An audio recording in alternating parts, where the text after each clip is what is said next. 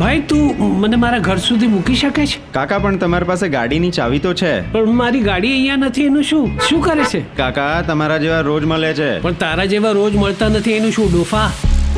Listen papa, I am very open minded. Okay, જો તમને કોઈ ગમતું હોય ને તો મને કહી શકો છો.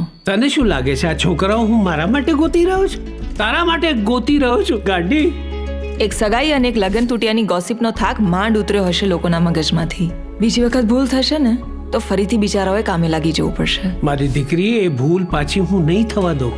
એક સંબંધ તૂટે એની તકલીફમાંથી પસાર થતી વ્યક્તિ ને જ્યાં સુધી એવો લાઈફ પાર્ટનર ન મળે ત્યાં સુધી એમની સાથે ઉભા રહેવાનું મેં ડિસાઈડ કર્યું. મારે લાવણ્ય સાથે એકલામાં વાત કરવી છે.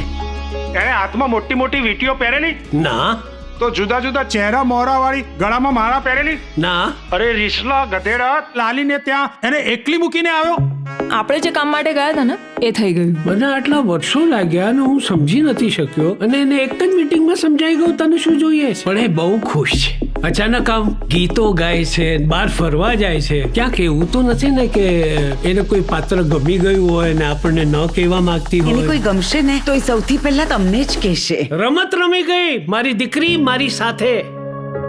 તમારા મનની આસપાસ દિવાલો ઊભી કરી દીધી છે, કારણ વગર જ. જાતે ઊભી કરેલી દિવાલો ને અંદર એક નાનકડો પ્રેમનો દરવાજો ખોલીને બહાર આવો.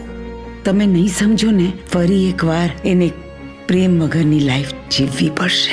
હવે મારે ખુલ્લા મને જીવવું છે અને સાથે તને પણ જીવાડવી. શું છે કે કઈ જૂનું ભૂસીશ તો કઈ નવું લખી શકીશ. આ તમે મારા પપ્પા જ છો ને?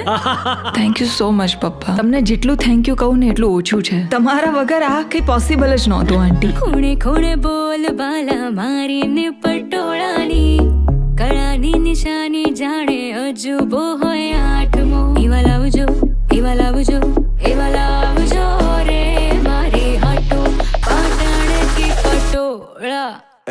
તમને કોણે હક આપ્યો અમને બધાને દુખી કરવાનો? હું એક દીકરીના સુખ માટે બીજી દીકરીને તકલીફ કેવી રીતે આપું?